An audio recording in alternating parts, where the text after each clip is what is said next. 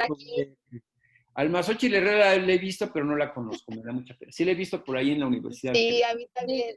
Estoy levantando mi dedo. Y ya te vi. Presente. Hola. Va a ser una reunión de puros amigos, Sí, qué yo gusto. también. Así como los estudiantes, ¿no? Sí, Presente, maestro. sí, qué padre. Qué bueno. Ay, Belín, has tenido una magnífica idea al Sí, organizar este seguro. sitio, ¿eh? Muchas gracias. De veras que me siento muy, muy bien. Como dicen los abogados, muy bien hallado. Sí, nos ha convocado a todos. Sí, lo que le decía yo que a quién iba a invitar, porque si no, Sí, sí, yo sí, no la verdad hablo. es que Evelyn es.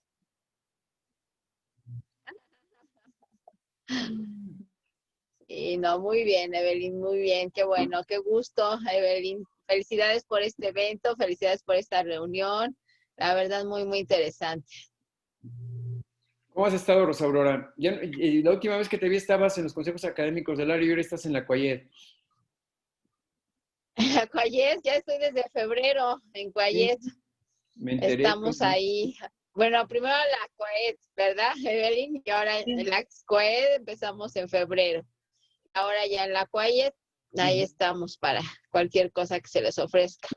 Qué bueno, qué gusto. Vamos a estar con el doctor Enrique en el área de transformación digital para la educación. Ahora sí se va a llamar.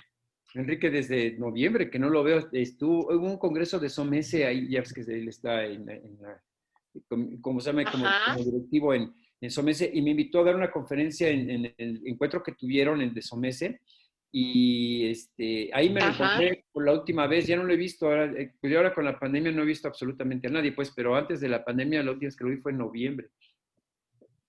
También está ahorita en la Cualled entonces. Sí, también está en la Cayet, sí. Ahí está, vamos a estar trabajando de manera conjunta.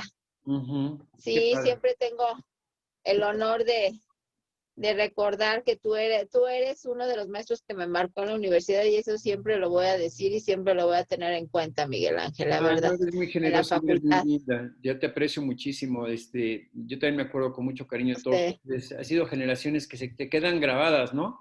Además, pues estaba yo recién salido sí. creo, de la facultad, de la maestría, creo, si no me recuerdo, porque esto fue como por 90, 91. Quizás un poquito después. Ajá, Sí, por porque ahí de 90 a 91, sí, yo entré en 88 a la facultad. Sí, porque yo me recuerdo haber salido en el 87, lo que estaba platicando ahorita con Evelyn. En 87 salí de la maestría y bueno, vino toda la tragedia de mi familia, que se murió mis papás y eso. Y ya en el 90, Juliana González fue la que me invitó a dar clases en la fac. Ah, ¿sabes con quién estaba de coordinador? A lo mejor te debes acordar. Ay, Dios mío, Belaustegui Goitia. Ah, sí, claro, estaba Marisa Era la coordinadora de Belastegoitia, claro. pedagogía. Ajá. ¿Y qué crees? Un día llegué y le dije, Sí, oiga, pues fíjese que estoy trabajando en IBM, necesito llevarme a algunos alumnos de aquí de pedagogía para que vayan a trabajar conmigo. Estaba en el centro científico. Me dijo, pues tendrá que prepararse porque eso no lo estudiamos nadie, no sabía nadie de qué estaba yo hablando. Estaba yo empezando a trabajar con robots, con esas cosas ajá. en IBM, estaba yo en el centro científico, acabo yo de regresar de Atlanta de estudiar allá y me invitó a dar clases en la facultad. Por eso me quedé, ¿tú crees? Porque un día la fui a ver para decir, oiga, no tiene nadie que me preste para llevarme a hacer el servicio social o algo allá. Y por esa razón que me quedé a trabajar en la fac. Y me dio mucho gusto, porque además obviamente Juliana se acordó de mucho de mí, fui su alumno en la maestría. Y cuando me presentaron el consejo técnico, mi caso para que entrara a dar clase en la facultad, dijo, ah, sí, pues uno que escribió un ensayo que se llamaba de cómo el mono se convirtió en recién casado. Porque me puse a revisar el malestar en la cultura de Freud en su clase y relacioné muchas cosas de Nietzsche, Ajá. puras locuras, ya sabes, como siempre se me ha ocurrido, pues. No, pues súper bien. Ya te invitaremos por ahí también, yo creo que con Enrique, a ver qué podemos trabajar en el laboratorio de transformación digital. Ahora sí se va a llamar el área donde vamos a estar en la Cuayet. Correcto, sí, fíjate que ahora estoy trabajando Y con bueno, con Evelyn, Perdón, te interrumpí, perdón. perdón, no te escuché. No, es que te Ajá. interrumpí, disculpa. Sí, no, no, te digo, y que ahora con Evelyn, pues también hacer como muchas cosas, que siempre es muy creativa, doña Evelyn, ¿verdad, Evelyn? Sí. Además ya trae el cabello larguísimo, que la última vez que la vi lo tenía como por la altura de la mejilla, pues, y mira dónde trae el cabello. Señal de que ya tiene mucho que no la ves, Miguel Sí, Ángel. pero mucho, de verdad que no. Bueno, la oigo porque va a las reuniones del seminario de este de ecosistema, ¿cómo se llama? Ay, Dios, se me Ajá, fue. ecosistemas educativos. Estoy bien, ¿verdad? Ecosistema educativo. Ecosistemas, que es muy bueno, sí. Sí, ahí se hacen cosas padrísimas. Me acuerdo la primera vez que estuve en el seminario, ya tengo muchos años con ellos, hicieron un juego de folletos sobre diferentes enfoques de la mediación tecnológica del aprendizaje desde el punto de vista vivencial, psicológico, inclusive entraron gente de administración, de no sé cuántas facultades. Estuvo increíble ese trabajo. Yo tengo esos Ajá. folletos. Es muy valioso el trabajo que hacen ellos porque como que conjuntan personas que contribuyen y exploran. Y es un lugar como un remanso ahí de reflexión académico muy padre el que han hecho ahí en la Cuayet con ellos, ¿eh? Ajá, sí, la verdad es que sí, muy padre. Pues Sí, fíjate, es un seminario, yo vi un webinar y me gustó mucho. También en ese participaste tú, me acuerdo. sí, alguna cosa breve ahí. Fíjate, te iba a decir que ahorita estoy trabajando con unos chicos que también son unos de filosofía, que hicieron un robot de cartón, un cardbot, y estamos trabajando mucho Ajá. con ese tema. Le mandó a todos mis alumnos de la facultad robots a su casa, ¿tú crees? Estos chicos. Y con eso estuvimos trabajando a distancia la materia de tecnologías de la educación, la trabajamos el segundo semestre ya con robots, porque pues ¿cómo le hago yo? Yo llevo los robots a la facultad cuando doy clase porque pues tuve que ir a comprar, y es que aquí no me dieron recursos en la facultad. Entonces fui, compré Claro. unos robots en Estados Unidos y me los traje para la clase. Pero ahorita ¿cómo le hago? Pues mismo que se los mande a los alumnos, yo no tengo manera de hacerlo. Entonces ellos muy amables me apoyaron. Son unos robots de cartón, pero el procesador está increíble, tiene sensores de luz y de motores y no sé cuánta cosa. Está padre, ojalá y luego cuando salgamos de esta le quisiera yo platicárselo al doctor Luis Velasco, porque no vale la pena meterse a trabajar con STEM, con Maker y con el tema del uso de robots de cartón son, de hecho, que puro material reciclado todas las uniones salen hechas con impresión 3D de plástico. Está padre. Ya cuando Pues, salgamos de este negocio de la pandemia que está de la patada. sí, sí, sí, la verdad sí, sería excelente, excelente hacer algo ahí. Yo creo que Enrique estaría como muy contento de hacerlo. Ajá, sí, para aprovechar el vínculo, ¿verdad? Sí, claro que sí, me ¿Qué tal? Buenas encantaría. tardes. ¿Cómo están? Hola. Hola, de Chihuahua. Hola, hola. Hola, Patricia. ¿Qué tal? ¿Cómo están? Yo encantado. Hola, bien, bien, Pati, ¿cómo estás? Bien, bien, bien, bien. Ya, un día más fresco hoy. Ayer y hoy un poquito más fresco. Parece que ya están pasando estos tremendos calores que vivimos acá en el desierto. Pero ¿En bien. dónde estás? En Chihuahua, ¿no? Chihuahua. Chihuahua. Ay, sí, me imagino.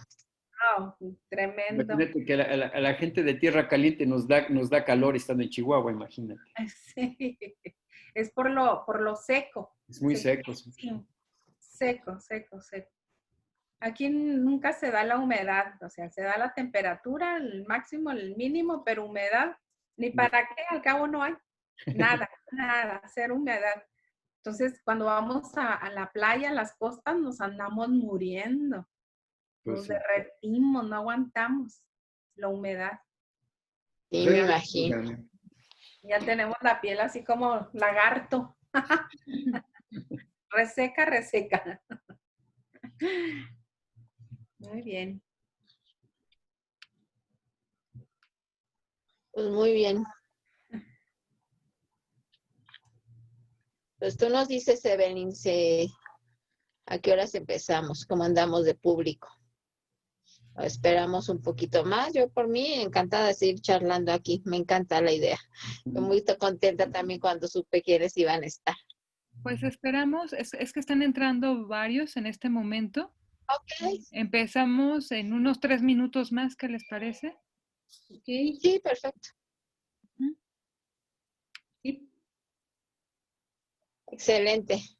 Con gusto. Muchas gracias. A ti.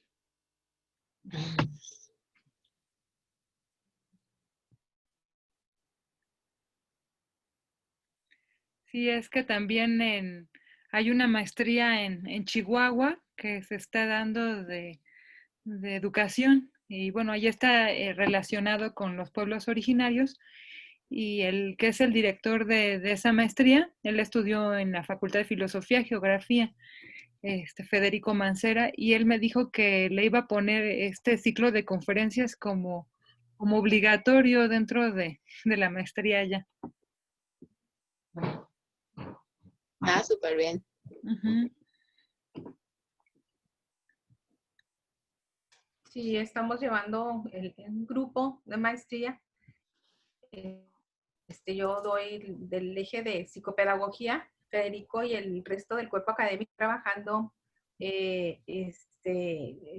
investigación con ellos, pero nos articulamos para atender al grupo de manera interdisciplinaria y a los alumnos se les pidió dentro del programa de la maestría que asistieran y sí, han estado, el viernes pasado estuvieron presentes los alumnos aquí en las conferencias y es parte del material que discutimos en clase. Después, si gusta, Pati, le mandamos a través de Evelyn algunas cosas que hemos publicado y que todo lo que he publicado, salvo un libro de texto que vende alguna universidad privada en México, todo lo demás está en internet. Entonces, lo que podría hacer es que sobre todo los artículos que están en línea, pasárselos a Evelyn para que se los pasen ustedes y si los compañeros quieren descargarlos y utilizarlos, pues encantado de la vida. Ah, muy bien, sí. Y obviamente abierto a cualquier conversación o charla o lo que sea con ustedes, pues con mucho gusto. Ah, perfecto, muy bien, sí, yo siempre reviso los materiales, abordamos los de apoyo. Invitamos también más ahorita que estamos trabajando con esta nueva modalidad, le podríamos decir. Sí. Invitamos docentes catedráticos para que nos acompañen con algún tema. Claro que sí, muchas gracias, Miguel Ángel. Sí. Pues ya podemos empezar cuando gusten. Gracias. Ya se incorporó Muy bien, Francisco, Evelyn. compañero también. Perfecto. Buenas tardes, Pues, Ángel. Gusto en verte. Realmente. Enrique, ¿qué tal? ¿Cómo estás? Qué Estaba gusto. hablando aquí mal de está ti, Enrique. llegaste justo a tiempo. Aquí estoy, atentísimo Muy a bien. tu disertación. Un gusto verte, maestro. El gusto es Muchas gracias. mío y voy a disfrutar mucho tu conferencia. Gracias. Muchas gracias. Gracias a la doctora Elenes. Bye. Muchas gracias. Pues adelante, Evelyn, tú nos dices, ¿quieres que empiece a presentar o cómo le hacemos? Sí, adelante. Bien, pues muy bien, muy buenas tardes. La verdad, agradezco a la doctora Evelyn pues la invitación a presentar esta segunda conferencia del ciclo de conferencias de epistemología en educación a distancia, organizada por la doctora Evelyn, en donde ahora tenemos como invitado al doctor Miguel Ángel Pérez Álvarez, en el cual nos va a abordar una temática muy interesante, en la que titulada Mediación Tecnológica. Me gusta el título, Las cañas de cerveza tienen la culpa. Un título muy sugestivo que promete ser como muy, muy interesante. La verdad, un gusto. Gracias por la invitación a presentar esta segunda conferencia. Y pues me voy a permitir hacer una síntesis curricular, la síntesis curricular del doctor Miguel Ángel, a quien yo aprecio mucho. Doctor Miguel Ángel es licenciado y maestro en filosofía por la UNAM, donde imparte filosofía de la educación y tecnología en la educación desde hace 30 años. Además de la docencia, ha desempeñado diversos cargos como directivo en instituciones públicas y privadas de la educación. Su trayectoria ha sido reconocida con premios internacionales como el Ibervirtual del 2015 por las mejores prácticas de educación a distancia. Ha publicado 6 libros, decenas de artículos sobre tecnologías de la educación y ha presentado 32 trabajos en congresos nacionales e internacionales y en 2 ocasiones ha sido keynote speaker. Entonces, bueno, esto además de muchísimas otras participaciones que ha tenido como coordinador del Colegio de Filosofía y Letras, como miembro del Consejo Editorial de la revista Dialéctica de la Benemérita Universidad Autónoma de Puebla, como miembro del Consejo Editorial de la revista Memoria del Centro de Estudios y autor de diversos libros. También tuvo la medalla Alfonso Caso y bueno, es miembro del Sistema Nacional de Investigadores nivel 2. Entonces, pues la verdad, esta segunda conferencia, como muchas otras que vendrán, promete ser muy enriquecedora. También el doctor Miguel Ángel realiza consultoría en materia de mediación tecnológica de la educación a distancia, mediación tecnológica del aprendizaje y ética de la sociedad en red. Por lo cual, pues estamos muy gustosos de estar aquí, nos sentimos muy afortunados y será un honor el disfrutar esta segunda plática. Gracias por la invitación. Doctora, muchas gracias. Bueno, pues voy a hablar básicamente del tema de la mediación tecnológica del aprendizaje. El asunto se relaciona con la epistemología porque me parece que para poder hablar de aprendizaje tenemos que primero entender cómo es que los seres humanos aprenden, cómo es que los seres humanos conocen. De ahí la necesidad de introducirnos en temas de epistemología y respecto a las condiciones de posibilidad del conocimiento humano. Me parece que por ahí es la razón por la cual el día de hoy quiero referir a ustedes las que para mí son las razones principales para relacionar el aprendizaje y la tecnología. Bueno, el título, Las cañas de cerveza tienen la culpa, además de ser una provocación operativa y como veo también un atractivo para que el público nos acompañe, fue el título de un artículo que leí en un diario español en 2019. Se cuestionaba el papel de la ingesta de tan espirituosa y popular bebida en el aumento de los casos de sobrepeso en España.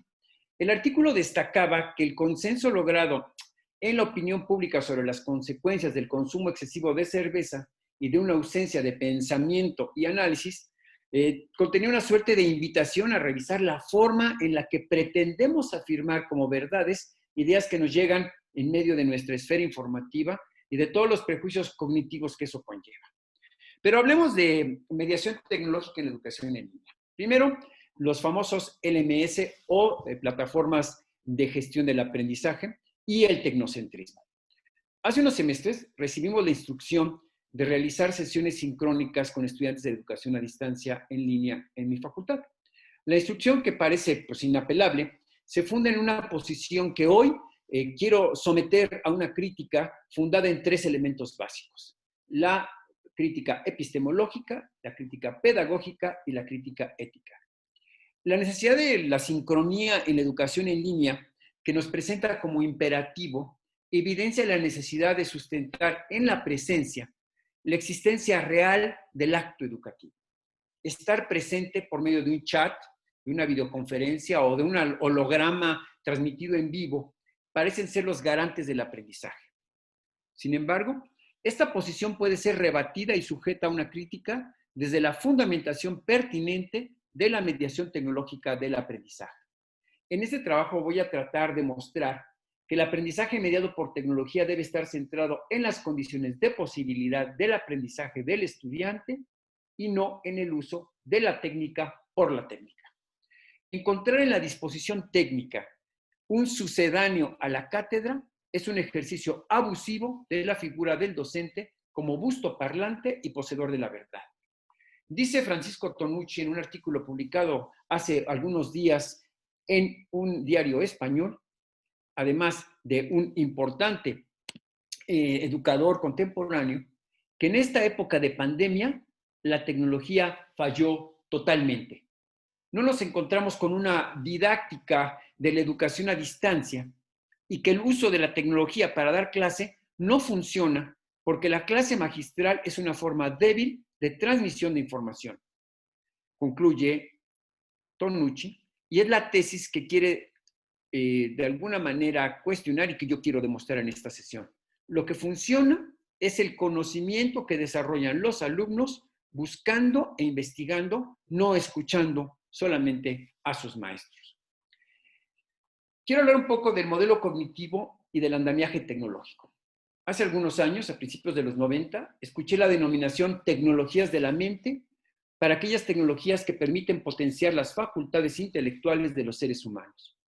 Así como la invención de las máquinas simple y más tarde de las máquinas herramienta potenció las capacidades físicas de los seres humanos, la aparición de las tecnologías que potencian y complementan la memoria, el cálculo, la visualización, la colaboración, potenció las facultades intelectuales humanas. Como un efecto colateral, quizá inesperado, las tecnologías de la mente introducen modificaciones en el contorno de la acción cultural del hombre y contribuyen a modificar su modelo cognitivo. En 2006, Roger Bartra publicó su Antropología del Cerebro. Su análisis sobre las fronteras de la mente nos permitió reflexionar sobre la existencia de una acción mental más allá de los muros que nos separan del mundo exterior. Basado en las teorías y en las ideas de Robert Wilson y su Boundaries of the Mind, Bartra nos propone la sugerente idea, que seguro no agradará como superación de la oposición entre lo que natura nos da y la cultura, que la mente y la conciencia se extienden más allá de las fronteras craneanas y epidémicas que de alguna manera definen lo que somos como individuos. El exocerebro se expresa a través de una conciencia que se extiende en el tiempo y se encuentra sostenido en un andamiaje, scaffolding le llama Wilson, que es andamiaje ambiental y cultural externo. Esta concepción de la conciencia, apuntalada con andamios culturales y ambientales de Wilson, es similar a la de la autoconciencia humana y las prótesis culturales de las que habla Roger Bartra.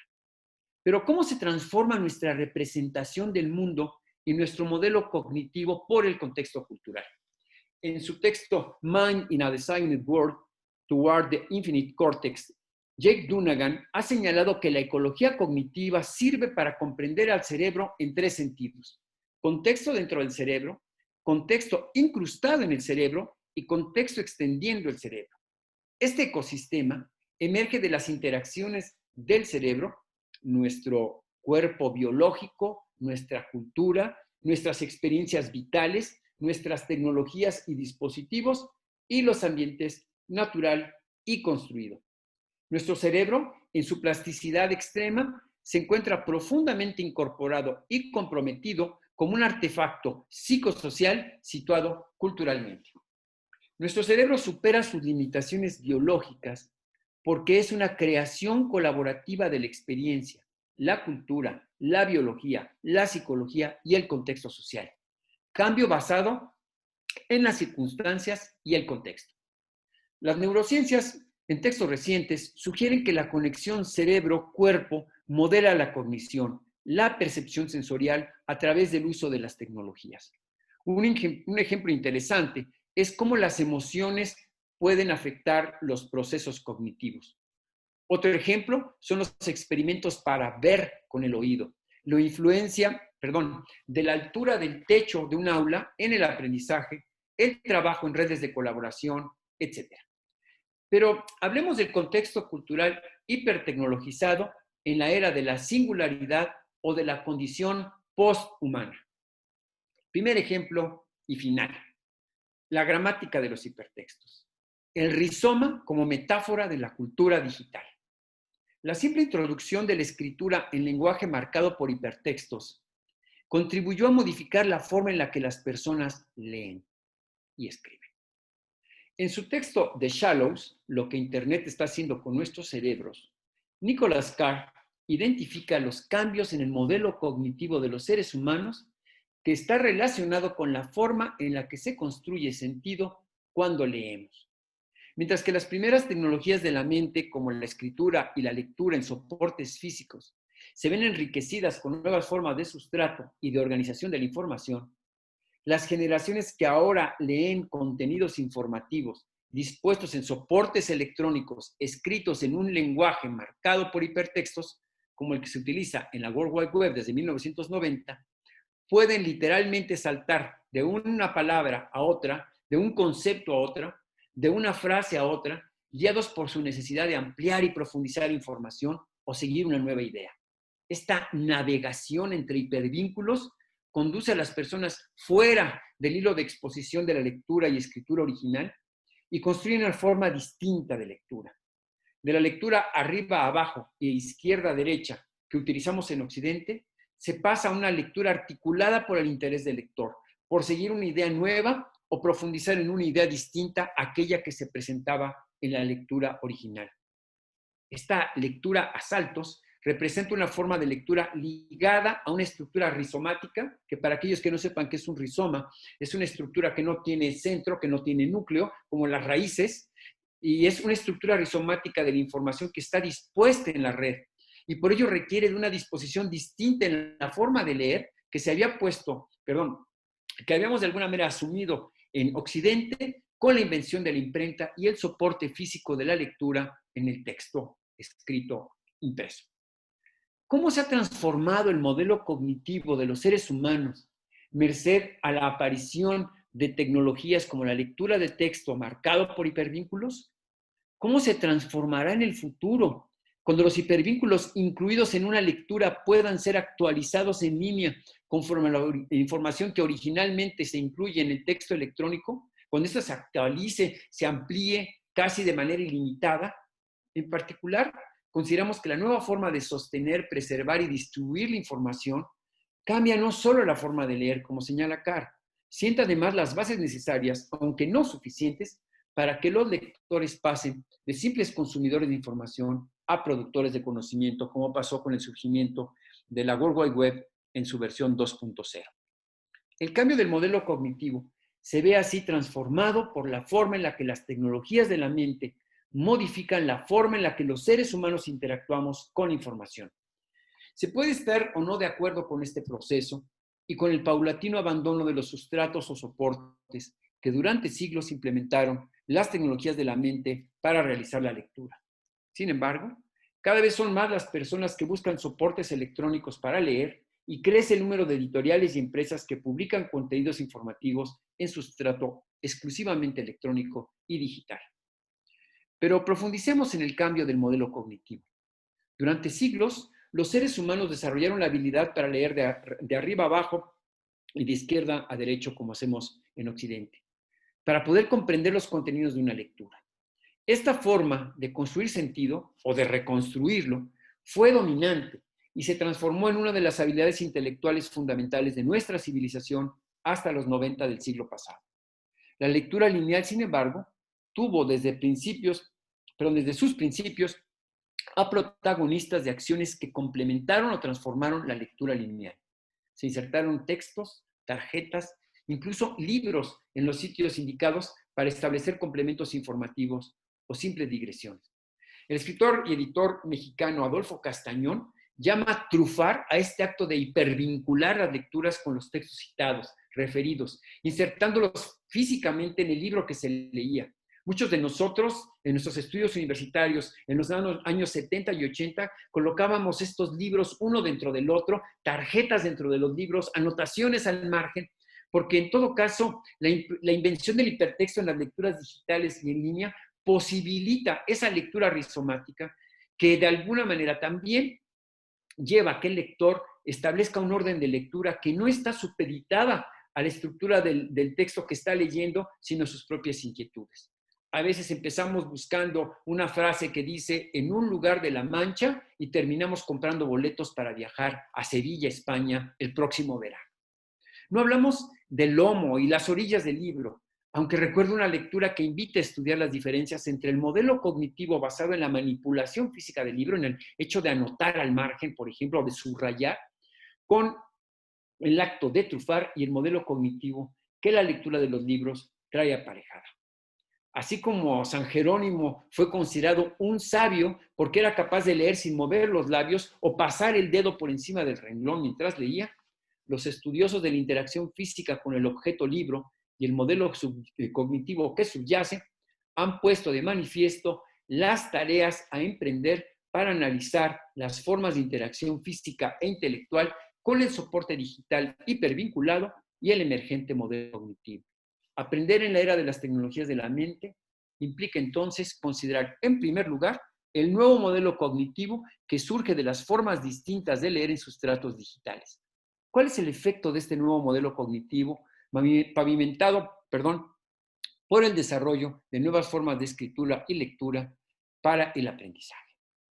En términos educativos, el efecto más importante de las nuevas formas de lectura y escritura tiene que ver con la forma con que los niños y jóvenes estudiantes deben aprender a leer y escribir en los medios digitales. Escribir con hipervínculos implica una escritura al menos en dos niveles, el de la escritura lineal y el de los vínculos contenidos digitales que pueden considerarse complementarios e incluso como vetas de investigación dispuestas para y por el lector. Ayudar a los niños y jóvenes a desarrollar esta habilidad para expresarse en varios niveles de sentido constituye un nuevo reto para los educadores y para quienes definen los programas educativos oficiales. Hasta aquí mi consideración sobre tecnologías de la mente, aunque debo decirles que mi reflexión sobre los temas de la tecnología de la mente abarca al menos a otras 6 diferentes tecnologías de la mente, como pueden ser la realidad virtual, la realidad aumentada, como puede ser, por ejemplo, las infografías, la participación en las redes sociales, el uso de robótica y también el uso hoy en día del aprendizaje automático, machine learning, en la inteligencia artificial. Pero aquí dejemos el tema de las tecnologías de la mente y vayamos a lo que yo considero es una reflexión de orden crítico del uso de las tecnologías. Can implies out, se pregunta en algún momento Osbe Can en su libro The Triumph of Technology, can implies out. O sea, el poder implica deber. Erich Fromm, en un texto de finales del siglo pasado, estableció que uno de los principios que sustenta a la sociedad hipertecnologizada y que Fromm llamó tecnetrónica, es el que sintetiza en la máxima: las cosas deben hacerse porque son técnicamente posibles y todos los demás valores caen por tierra y el desarrollo tecnológico se convierte en fundamento de la ética.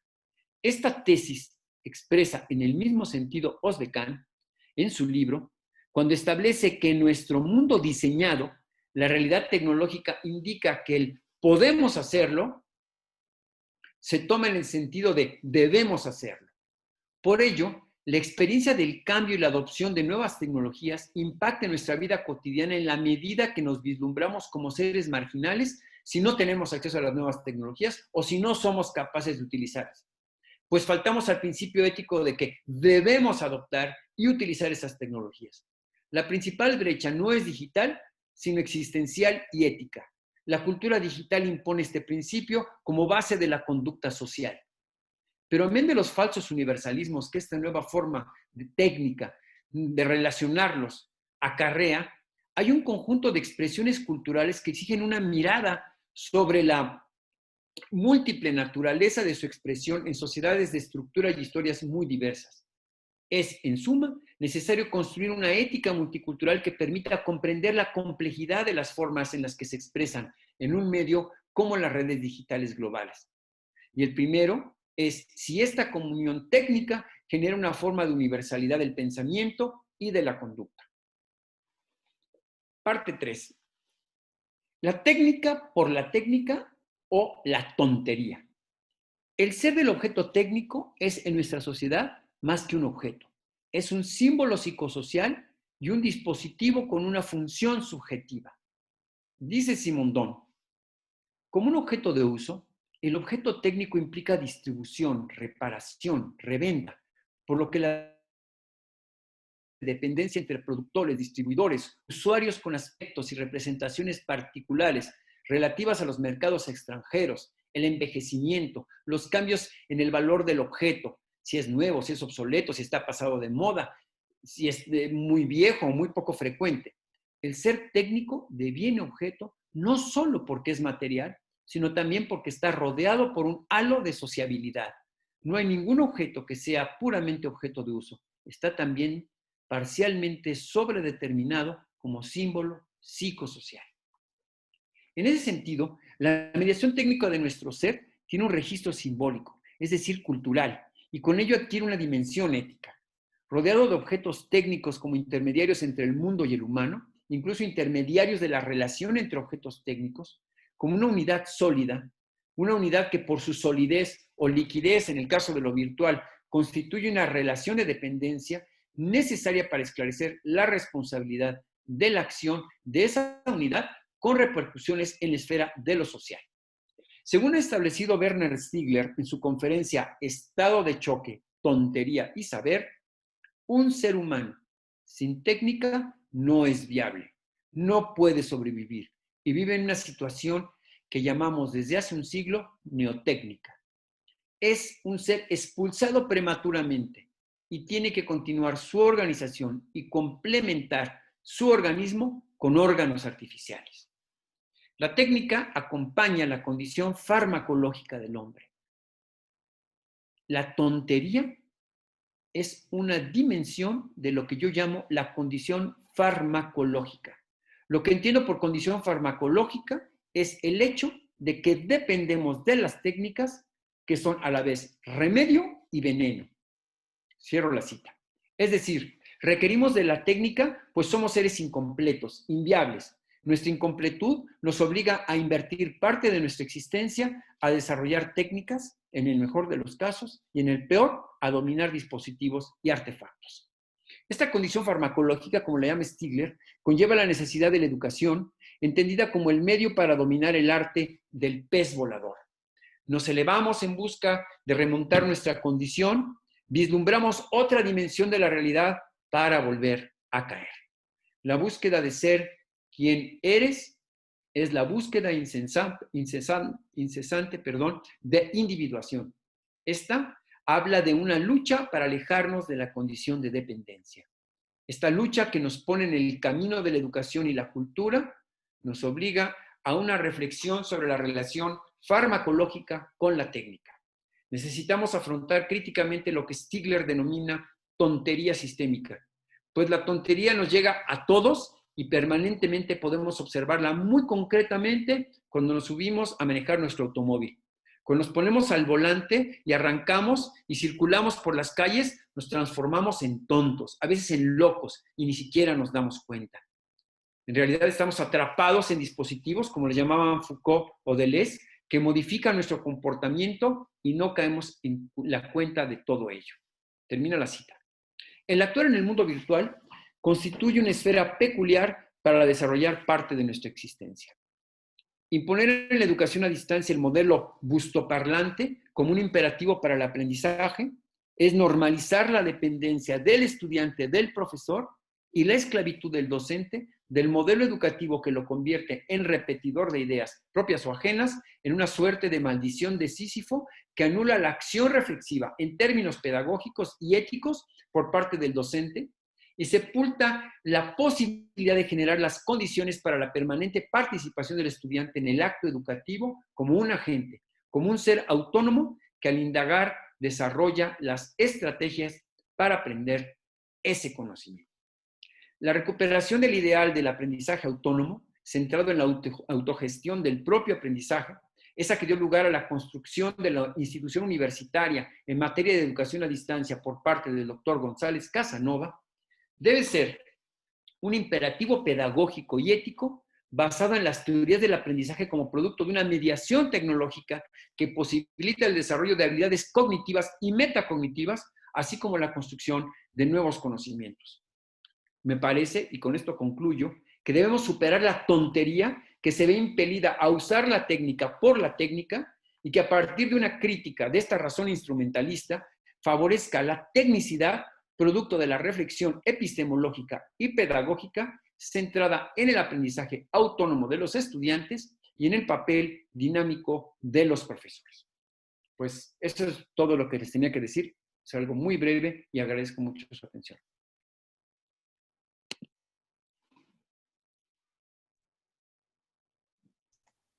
Pues muchas gracias, Miguel Ángel. La verdad es que me parece muy, muy importante tus aportaciones, sobre todo esto que haces notar, ¿no? De que no es la tecnología por la tecnología y que el problema no está en la brecha digital, sino yo lo traduciría a lo que dices también en la brecha didáctica, ¿no? Y en el desconocimiento también de cómo aprende el ser humano y cómo va haciendo estas conexiones, ¿no? Cognitivas. Yo creo que eso también es una importante aportación de tu plática y que yo creo que nos tenemos que cuestionar, ¿no? Esta situación de que las tecnologías deben de tener también, o sea, no es la tecnología, sino fijarnos en el aprendizaje. Ante todo lo que está sucediendo hay mucho cuestionamiento, mucha crítica a la tecnología, pero poco se ha centrado en el aprendizaje, en el cómo aprende. La tecnología es un medio, es un mediador, pero realmente yo creo, me parece muy interesante esto que dices tú y cómo resaltas la ausencia de una didáctica de la educación a distancia y sobre todo el desconocimiento o el poner en segundo término el aprendizaje y en primer término la tecnología. Creo que no hay una brecha digital, sino que sobre todo tenemos que trabajar la brecha, la situación cognitiva, que se me hace como muy importante, y los lazos, ¿no? Entonces, pues esto del aprendizaje autónomo, yo creo que es una oportunidad importante que tendríamos que trabajar no solo en tiempos de pandemia, no solo en tiempos de anormalidad, ¿no? O de nuevas normalidades, sino en todo el sistema educativo, ¿no? Y que por eso la tecnología fracasó, ¿no? Pero no es la tecnología, es la forma en cómo estamos promoviendo el aprendizaje. Entonces, bueno, agradecemos mucho tu participación. No sé si alguno de los presentes quisiera comentar algo.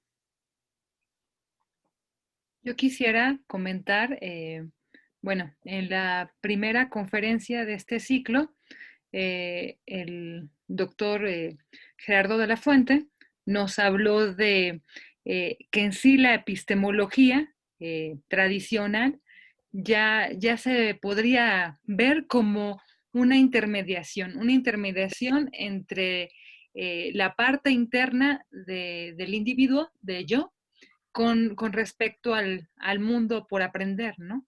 Y cuando estamos hablando de la tecnología, estamos hablando de una doble mediación.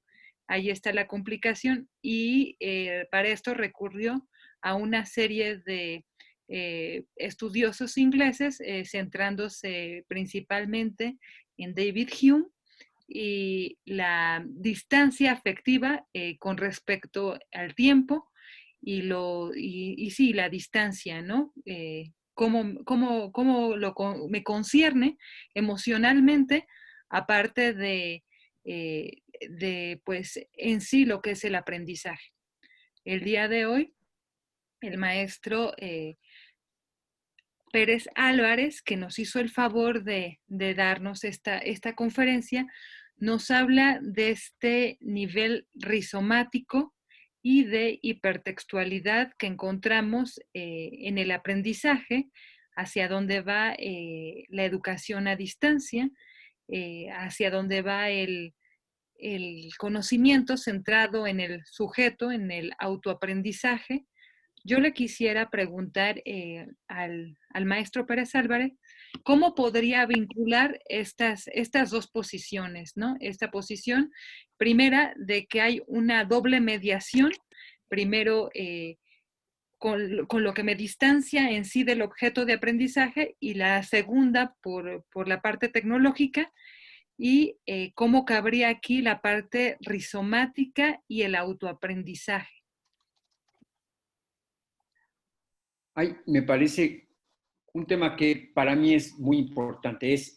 Nosotros no estamos en contacto directo con la realidad, y eso parece como una verdad de perogrullo, pero no hay manera de que uno pueda, la realidad no la podemos introducir en nuestra cabeza, necesitamos necesariamente las representaciones.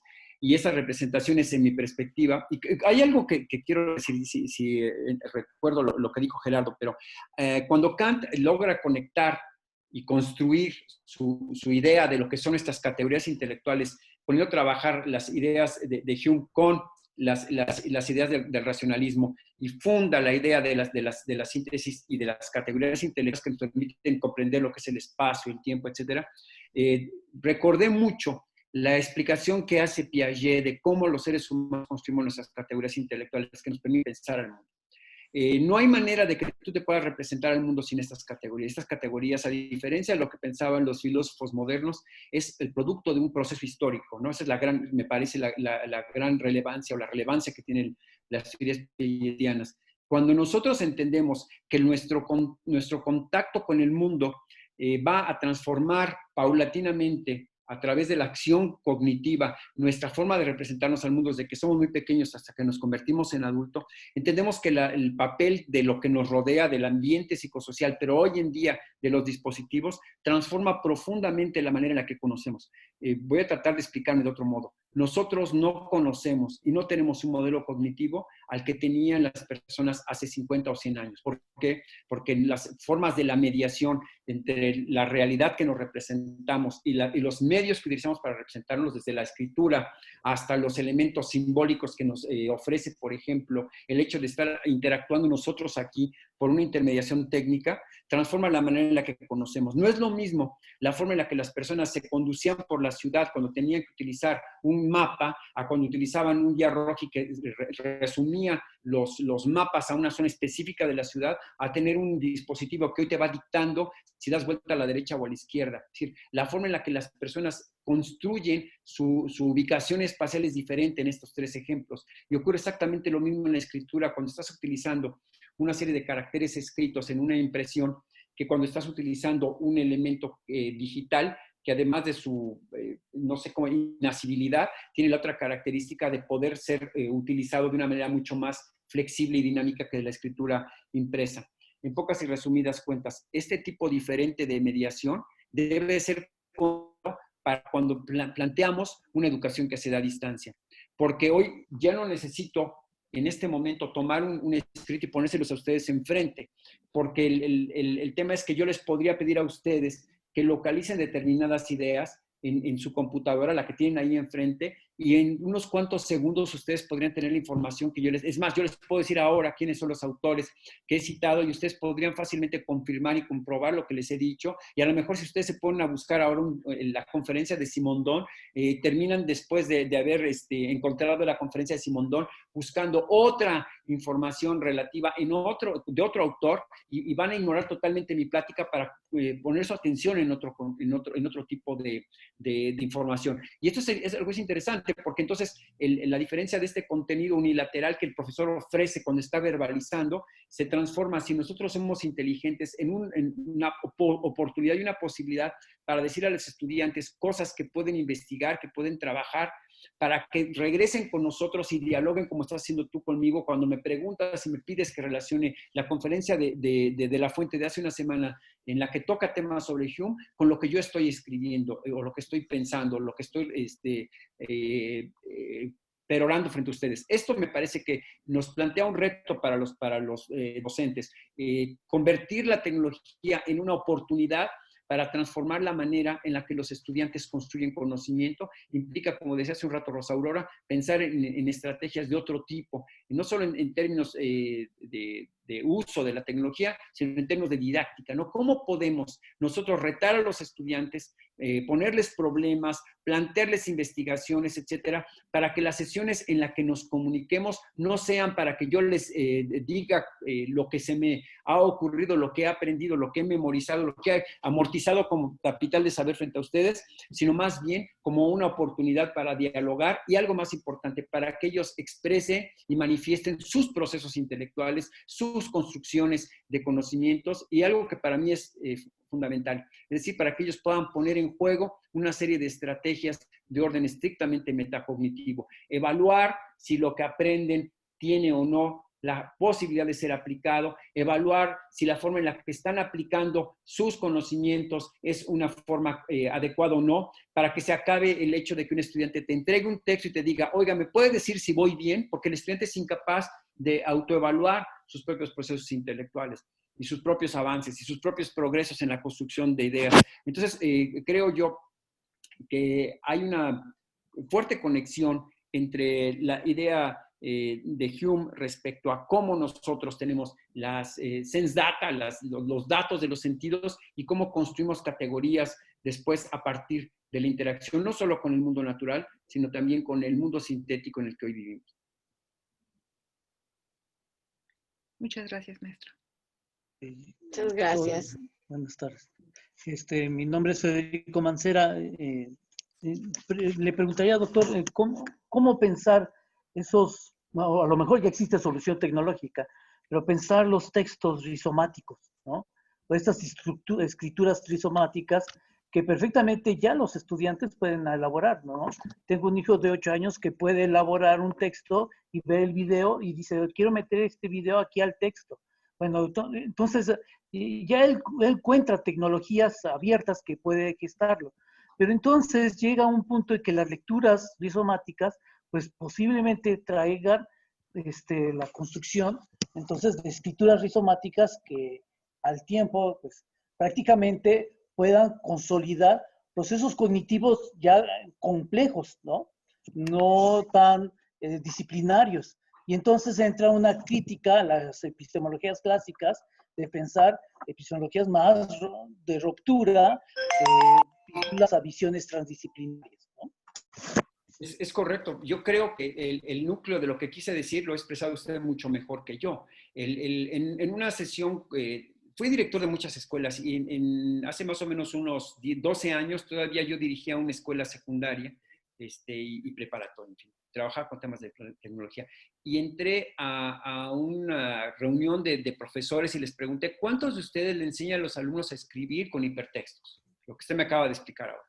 ¿Sabe qué fue lo que me sorprendió más? Ningún profesor tenía en su programa como una de las tareas o actividades de clase el que los alumnos utilizaran, por ejemplo, el lenguaje marcado por hipertextos. ¿Usted se imagina la riqueza de un texto en el cual el alumno integra videos, integra cuadros y además está vinculado con otras ideas, con otros autores, es decir, imagínese la riqueza de un estudiante que hace una investigación y que integra todos esos recursos. Y imagínese el reto para un profesor evaluar las habilidades intelectuales del chico que construye ese nuevo orden de sentido.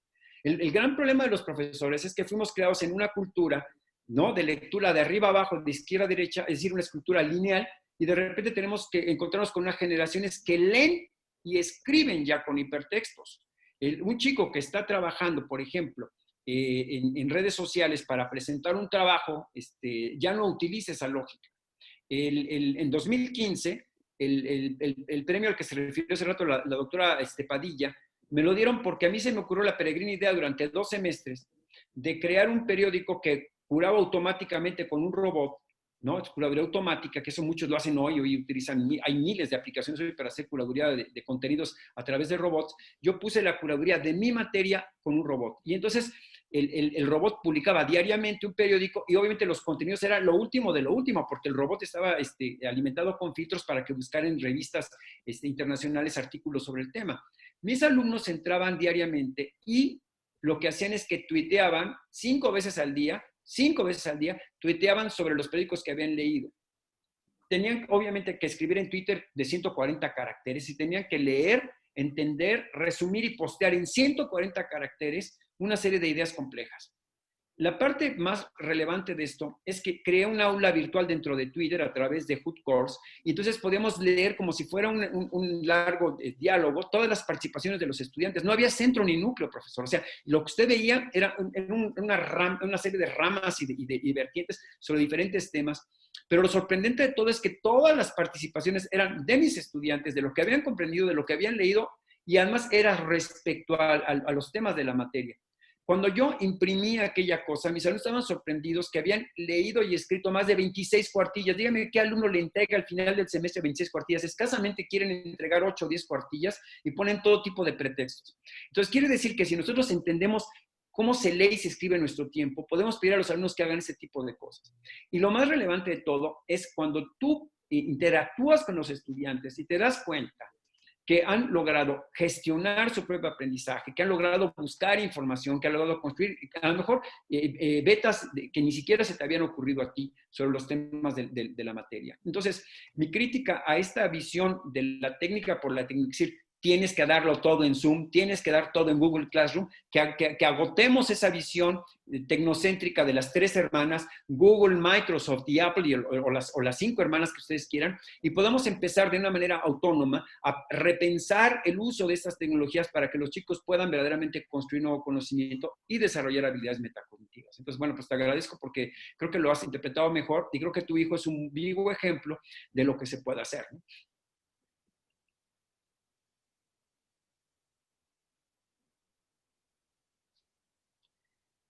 Muchas gracias. El doctor Enrique Ruiz Velasco desea participar.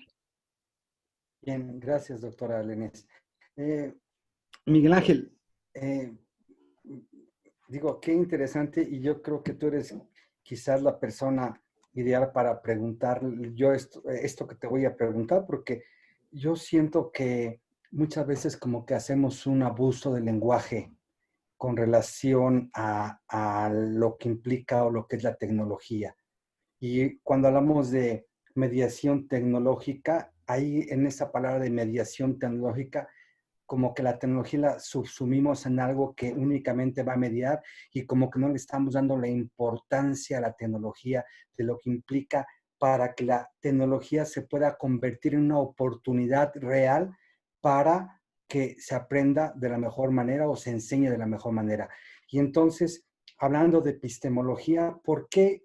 Bueno, yo siento que no le damos la importancia a la tecnología desde el punto de vista epistemológico. Porque cuando hablamos de tecnología es una simple mediadora? La reducimos a, si yo les preguntara a cualquiera de ustedes qué es tecnología, me dirían, herramientas, pero yo digo, la tecnología no son más, no son únicamente herramientas, es algo más en esta posibilidad de mediar, pero ¿con qué fuerza, con qué posibilidades? Así como dicen en el bagaje los políticos, ¿cuántos dientes le damos para que puedan hacer cosas realmente? Yo siento que a la tecnología le estamos dejando así como un lugar muy poco importante, porque pensamos que la tecnología son productos, son herramientas, son cosas que si bien pueden ser útiles en un momento, son desechables en cualquier momento y lo que sigue. No le damos la importancia que tiene la tecnología, no le damos las dimensiones intrínsecas de la propia tecnología, como lo plantean los filósofos ustedes desde el punto de vista de la filosofía, las dimensiones epistemológicas, las dimensiones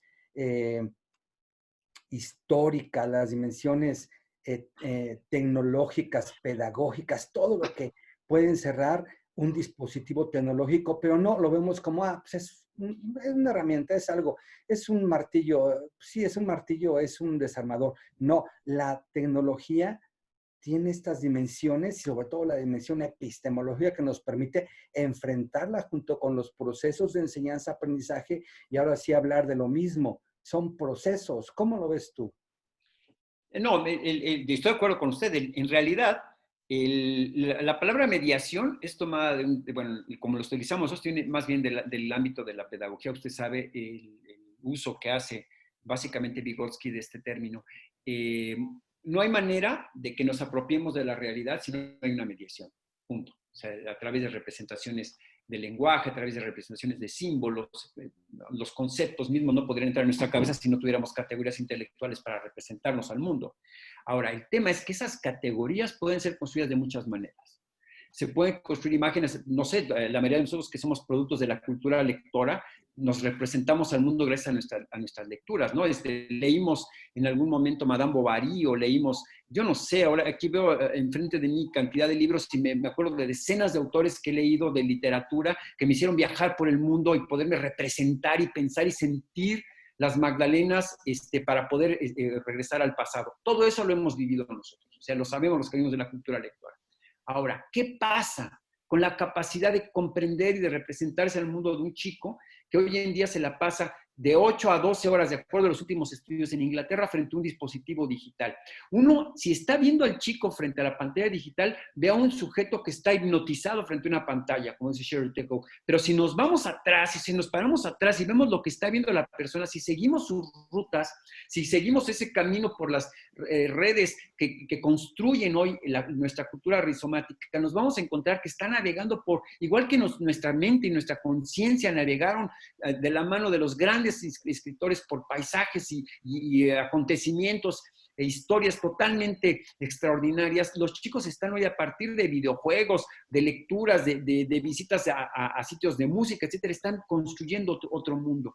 La tecnología hoy en día es un mediador extraordinario para poder repensar el mundo. Eso de lo que habla Wilson en su Boundaries of the Mind es que es un verdadero andamiaje externo a nuestro cráneo. Y ese andamiaje que nosotros teníamos en nuestra cultura literaria, en nuestra literatura, se ha enriquecido, no ha sido sustituido, se ha enriquecido con otro conjunto de andamios, y esos andamios básicamente son de orden tecnológico. Ahora, lo que yo critico mucho es el tecnocentrismo. O sea, como ya salió el nuevo iPhone, tengo que comprar el nuevo iPhone. Como ya salió la nueva aplicación de Google Classroom, tengo que aprender a ver cuál es la nueva aplicación. Eso es lo que me parece muy grave, porque entonces reemplazamos el aprender la técnica por la capacidad, sobre todo de los docentes, de poder mediar nuevos procesos de los estudiantes. O sea, no es lo mismo mandar a alguien a que entre una sesión de Classroom que aprovechar, por ejemplo, Wolfram Alpha, que no es un buscador, sino es una máquina computacional de conocimiento, para que los chicos, por ejemplo, hagan deconstrucción conceptual. A mí se me ocurrió hacer un widget para Wolfram Alpha, que creo es lo que tendríamos que hacer los maestros, para que puedas encontrar toda la obra completa de Shakespeare y analizarla. Y ¿saben qué es lo más importante? Imagínense, doctor, lo que es comparar el The Tempest con Hotel o con lo que ustedes quieran, y que pueda uno ver, por ejemplo, cómo utiliza los adjetivos Shakespeare. Shakespeare le dio 25,000 palabras a la lengua inglesa. Imagínense lo que es poner a un estudiante a que compare con estos widgets de Wolfram Alpha y que haga de construcción conceptual, en lugar de decirle al alumno que vaya a Google y busque qué es The Tempest, porque eso no es una investigación. Yo se lo he dicho a mis maestros, si una persona puede resolver una investigación en Google en menos de 15 segundos, eso no es una investigación, eso es otra cosa. Pero si quieres hacer una investigación, tienes que repensar el papel que tiene ahora la tecnología. Si yo tengo Google, no puedo mandar a mis estudiantes a que se resuelva exclusivamente en una búsqueda de Google. Tengo que ser capaz de poder repensar investigaciones de alta demanda cognitiva que permitan que el estudiante desarrolle nuevas categorías, que modele su modelo cognitivo de una manera diferente gracias a la tecnología. En ese sentido, la mediación, tal y como la entiende Vygotsky, es esto, es esta capacidad para poder llevar al estudiante más allá de lo que ya sabe, más allá de lo que está en el umbral de descubrir. Eso me parece que es el gran papel de la tecnología. Lo que me parece muy grave es encontrar hoy 65 webinars al día para enseñarle a un profesor cómo poder publicar en Google Classroom sus apuntes. Eso es gravísimo, porque es una perversión del uso de la tecnología, es una visión tecnocéntrica que agota al profesor en el puro uso de la técnica y no en algo más importante, en repensar el hecho educativo, el hecho pedagógico de una manera didáctica mediante la tecnología. Es ahí donde la tecnología se convierte más que en un auxiliar, en un obstáculo. Y me parece algo muy, muy grave. Le voy a decir por qué. Usted tiene 40 años trabajando con robótica, y cuántas escuelas han convertido la robótica no en un elemento para que la gente pueda modelar y construir nuevos modelos cognitivos, nuevas formas de representarse el conocimiento gracias a la robótica. Por ejemplo, la autorregulación de procesos utilizando algoritmos al programar un robot, y han puesto talleres y laboratorios de robótica, como si la robótica per se, que es importantísima como conocimiento para quienes se dedican a la cosa técnica, lo conviertan exclusivamente en algo aislado en un laboratorio, cuando la robótica debe estar en todas las clases, porque el pensamiento computacional permite el desarrollo de habilidades intelectuales superiores como la autorregulación de procesos intelectuales. Entonces, me parece que el gran problema no es el que se quiera considerar la técnica como algo cuestionable, prescindible, porque sería un absurdo, porque además, como acabo de decir hace un rato, el pensar que la técnica no es necesaria es un absurdo. Lo que es grave es pensar que la técnica per se va a hacer que la persona sea mejor. Eso es lo grave. Yo no soy mejor si me compro un iPhone. Soy mejor si soy capaz de utilizar el iPhone para poder mejorar mi condición personal, para mejorar mi conocimiento, para poder ayudar a los demás, para poder organizarme en sociedad. Es decir, si tiene una trascendencia humana, pero si no lo es, el hecho de tener un dispositivo técnico en la mano, no me cambia como ser humano, eso no me cambia. Lo que me cambia es ser capaz de poder transformar mi realidad y la realidad de los demás a través de la tecnología. Y me parece que el grave problema de nuestro tiempo es que se pretenda que los profesores ya son capaces de ser mejores profesores por el solo hecho de dominar la técnica. Eso es lo que es grave, porque es una visión parcial, es una visión limitada del uso de la tecnología. Me parece que es fundamental iniciar una crítica al uso de la tecnología para que el uso de la tecnología sea un uso que verdaderamente trascienda en la transformación de la manera en la que la gente aprende. Porque cuando aprendemos matemáticas, no solo aprendemos matemáticas. La gran relevancia del aprendizaje es que cuando uno aprende matemáticas, aprende cómo aprender matemáticas. Y si uno no aprende cómo aprender matemáticas, cuando aprende matemáticas está en serios problemas. Porque una persona que es capaz de mecanizar, pero es incapaz de poder resolver problemas de matemáticas con una estrategia personal, está perdido. Nosotros aprendemos filosofía no por aprender filosofía, sino para aprender a cuestionar, para someter a crítica, para tener las habilidades necesarias para poder repensar lo que ocurre a nuestro alrededor. Si no, no podemos dedicarnos a la filosofía. Si yo les pudiera repetir ahora qué dice la introducción a la segunda edición de la Crítica de la Razón Pura de Memoria, no sería más que un parlanchín hablando cosas de filosofía que no entiende. La importancia de aprender el uso de la técnica es el que esa técnica pueda ser desarrollada, enriquecida con mi propio aporte. Entonces, si yo soy capaz de manejar un robot y soy capaz de programarlo, eso está muy bien, pero sería fantástico si yo fuera capaz de utilizar ese robot para poder resolver problemas. Eso creo que ha sido, en mi opinión, la perversión de la técnica y que, infortunadamente, en la pandemia lo que ha hecho es multiplicar esa visión de la tecnología y de la técnica de manera infinita. Y a mí me mata de tristeza, de verdad se lo digo, el escuchar que el 70 o el 80% de las conferencias que se dan en línea hoy en día son para enseñarle a los profesores cómo utilizar algunas herramientas tecnológicas para que ahí dispongan de la misma manera tradicional que lo harían en el aula presencial a perorar. Eso me parece grave. El mito del gusto parlante que yo estoy significando en este instante no genera conocimiento. En todo caso, si uno es lo suficientemente inteligente, generará dudas, inquietudes, etcétera, y si uno plantea adecuadamente los retos, pues quizás pueda contribuir a que la gente aprenda. Pero si ustedes me escucharon aquí hablar durante 2 horas, lo único que lograría es sumirlos en el tedio de una voz cansina, una voz tipluda, etcétera, ¿no? Gracias, Miguel Ángel. Yo quiero participar. ¿Puedo participar? Hola. Adelante.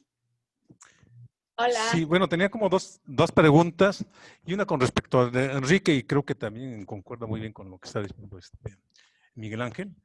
La tecnología, cuando se dice que es un recurso, ¿no?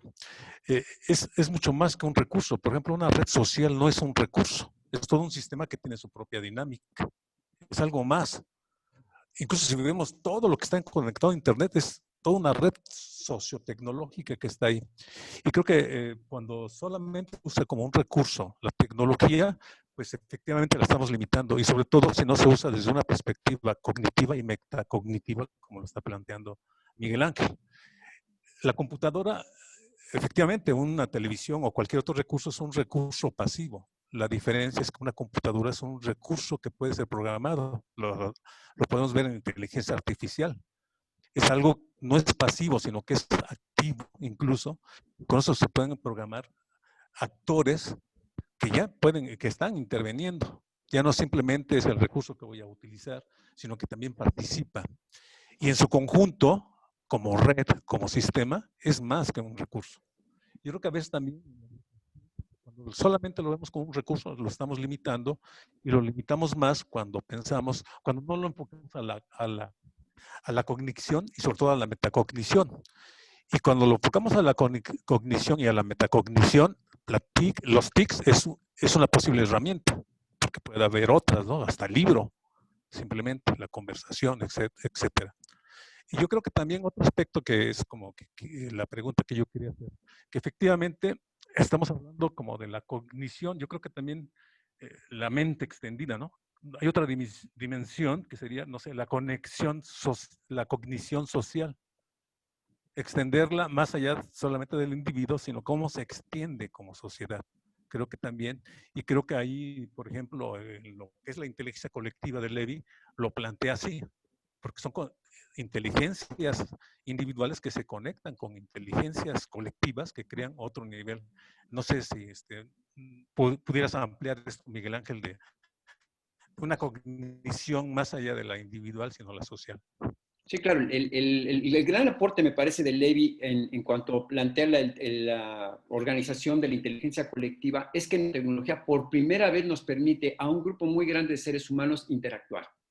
Y interactuar además de una manera dinámica, de una manera inmediata, etc. Entonces, si nosotros fuésemos capaces de entrenar a nuestros estudiantes, fíjense la palabra, entrenar, si nosotros fuéramos capaces de crear las condiciones para que nuestros estudiantes cooperen, colaboren, la metodología que desarrollan a partir de Levy, quienes plantean la metodología del Pattern Language, por ejemplo, es que nosotros generemos 5 pasos básicos para que todos los equipos, grupos de trabajo, grupos de estudiantes resuelvan problemas sociales de manera organizada, de manera colectiva, y podamos construir esa práctica a partir del uso de la tecnología. Ya nada más ese solo ejemplo, doctor Sánchez, nos permite ver la diferencia entre el maestro bustoparlante de la conferencia a través de Zoom y el grupo de estudiantes que se reúnen a lo largo de toda la semana a través de las mismas tecnologías para ofrecer soluciones. Un ejemplo que estuvimos nosotros utilizando en Perú con escuelas secundarias. Planteábamos problemas de alta demanda cognitiva en matemáticas y se los damos a los estudiantes para que utilizando la metodología de Pattern Language ofrecieran soluciones. Y las sesiones en las que nos reuníamos en las salas, en aquel entonces todavía era factible las reuniones presenciales, los chicos se reunían en mesas de 6 estudiantes, discutían las soluciones que habían ofrecido y las presentaban ante los compañeros. Algo que nos pareció sorprendente es que ninguno de los 6 equipos que había en el salón de clase ofrecía la misma solución al mismo problema. Eso es increíble, porque en matemáticas cualquiera diría que no existe más que una sola solución.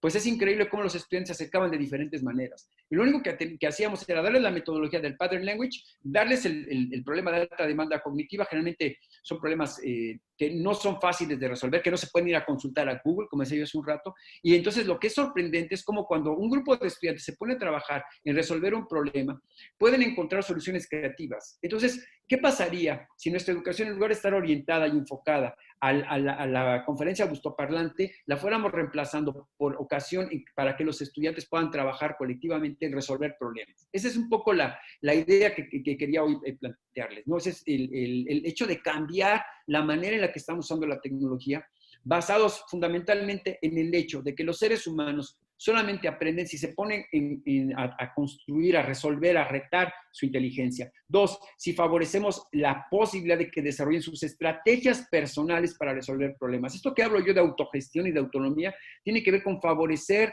el hecho de que los estudiantes puedan colaborativamente, cooperativamente resolver problemas. Esa es un poco la idea, que aprendan además a desarrollar esas estrategias para resolver problemas, pero además una estrategia para poder evaluar las estrategias que utilizan para resolver problemas. Es decir, que no dependan del profesor, sino que sean ellos mismos los que determinen si la estrategia que están utilizando para aprender es o no es correcta, que son básicamente las ideas de Flavel. Aquí, si ustedes se dan cuenta, no estoy ofreciendo ni proponiendo nada que sea del otro mundo, ni tampoco que sea nada original. Solamente estoy poniendo a funcionar una serie de teorías pedagógicas que todos conocemos y que tendríamos que aplicar al hecho de que estamos en una situación en la que no podemos estar en el mismo salón escuchando a un profesor sentado tras un escritorio durante 2 horas, porque además ahí ya había y era necesario hacer una crítica. Y como ahora lo que ha hecho la pandemia es evidenciar este modelo del maestro bustoparlante, estamos ante la oportunidad y la ocasión, así lo veo yo, que nos ofrece la pandemia para replantearnos la manera en la que aprendemos y para replantearnos la manera en la que se da la cátedra universitaria. Yo creo que el maestro erudito ya no puede sobrevivir en la universidad en nuestro tiempo. En una experiencia de clase, hace ya algunos años, recuerdo haberle dicho a mis alumnos que el Voyager llevaba un disco de oro que tenía grabado una canción de los Beatles. Y entonces uno de mis alumnos me dijo, no es cierto, no llevaba esa canción. Obviamente con el teléfono en mano se metió a Google, encontró la información y me trató de corregir. Y yo le dije, sí, tiene usted razón, nada más que recuerde que hubo 2 naves Voyager, busque la otra. Entonces, es ahí donde funciona el conocimiento del profesor, porque esa erudición del pasado se convierte en la herramienta para que te conviertas en un guía, ¿no? En una acompañante de los procesos intelectuales de los estudiantes, en la construcción que ellos tienen que hacer del conocimiento. En la metáfora más desagradable que se me ha ocurrido con mis estudiantes, les digo, si ellos serían capaces de comerse una galleta que yo acabara de masticar. Y a la cara de asco que sigue les digo, entonces, ¿por qué quieren que el maestro venga y les diga sus netas, sus verdades, su interpretación de la lectura de Kant o de lo que sea? ¿Por qué no lo intentamos todos? ¿Por qué no discutimos todos la manera en la que estamos viendo este texto? ¿Por qué no revivimos la experiencia misma de la lectura y de nuestro intento de comprensión y de construcción? Pero eso es más difícil. Es mucho más difícil. Les puedo asegurar que el camino difícil es el camino de acompañar a los estudiantes a equivocarse, a que aprendan de los errores propios o de los errores ajenos, de los errores del profesor, ¿no? Ese es el camino difícil, porque no se agota en un simple perorar, sino se tiene que llevar al diálogo, y el diálogo implica no hablar, el diálogo significa escuchar. Una de las quizás habilidades que tenemos que desarrollar más los profesores universitarios en tiempos de pandemia y aprovechar las tecnologías es en aprender a escuchar, a dejarlos que hablen y se equivoquen sin poner cara de fuchi ni cara de sabios, ¿me entienden? Sino de escuchar al estudiante y de darle el respeto a los procesos. Son seres humanos en proceso de construcción, están construyéndose. El Homo faber no nomás es el que transforma y construye la naturaleza y construye el mundo. El Homo faber es el que se construye a sí mismo. Y cuando nosotros teníamos su edad, cometíamos los mismos errores. Solo basta buscar nuestros apuntes, si es que alguno de ustedes los guardó, de cuando eran estudiantes universitarios, y les va a asombrar encontrar faltas de ortografía, errores de redacción. Pero ahora ya se nos olvidó porque ya pasaron 20 o 30 o 40 años de eso y creemos que el conocimiento, habilidades y disposición que tenemos hoy en día lo teníamos hace 20, 30 o 40 años. Pero entonces, si no dejamos que ellos vivan sus propios procesos, ¿cómo pueden aprender? Yo le agradezco infinitamente a los muy pocos maestros que tuve en la universidad, como Juliana González, que me dejaron decir barbaridades. A mí un día se me ocurrió decir en clase de Juliana González que las sinfonías de Mahler contenían un programa filosófico. Es un atrevimiento que ella... además, la cara de Juliana González no fue de, está diciendo una estupidez, sino fue de, qué interesante. Y me dejó irme a topar, investigar, a comprar libros, etcétera, hasta que logré un día decir alguna frase que fuera verdaderamente coherente al respecto del programa filosófico de la obra de Mahler, específicamente, con un solo poema de los Kindertotenlieder, de las canciones de los niños muertos, que había tomado de un poema de Brentano. Pero eso me costó investigar, y Juliana González me enseñó que se puede pensar por sí mismo. Creo que nuestro gran reto como educadores hoy en día, con la mediación tecnológica, es convertir el acto de la comunicación a través de la tecnología en un acto de aprendizaje, es decir, en el dejar que el estudiante construya su propio conocimiento y desarrolle las habilidades que son inherentes a la construcción del conocimiento. Dice Federico Mancera: Miguel Ángel, ¿puedes profundizar sobre el asunto de la brecha que no es digital y sí del tipo existencial, ontológica y del ámbito ético? Sí, me refiero a eso porque ocurre que nosotros hemos considerado que las personas que no tienen tecnología están incompletas. Esa es un poco la tesis planteada. Y en efecto, los seres humanos hoy en día que no tienen tecnología están incompletos. Y el tema es si eso lo podemos convertir en un imperativo ético. Es decir, si la persona que no tiene acceso a la tecnología es una persona incompleta. Es decir, si podemos llevarlo al terreno de la existencia humana, ¿no? Si la existencia humana verdaderamente, como hemos descubierto, está vinculada al soporte, a la existencia de un andamiaje externo, es verdaderamente indispensable para complementarnos. Porque si es así, es una tragedia para el hombre. Si el hombre en el día de hoy, para existir, necesita un andamiaje cognitivo, si así como las personas que son cuadriplégicas necesitan un exoesqueleto para poderse mover, los seres humanos de nuestro tiempo necesitamos como parte de nuestro andamiaje cognitivo un exocerebro, como dice Bartra, es decir, un dispositivo técnico, vivimos una tragedia. La tragedia del hombre es el que su destino es la muerte. Si lo vemos así, es el fin último, lo que marca nuestra existencia es la muerte. Lo que nos determina como seres humanos es la muerte. Entonces, si lo que ahora ha de marcar nuestra muerte antes de la muerte es la dependencia de un dispositivo técnico, estamos viviendo la tragedia del hombre. Pero yo creo al contrario, y siguiendo más el hilo de reflexión de Ruiz Velasco, que en realidad la tecnología se convierte en un elemento con el que tenemos que conectar, no como algo que se nos pega como algo externo, sino como algo que puede ser inherente al hombre si somos capaces de convertirlo en nuestro colaborador. La inteligencia artificial permite que los seres humanos hoy en día puedan realizar miles de procesos diarios sin darnos siquiera cuenta que está ahí.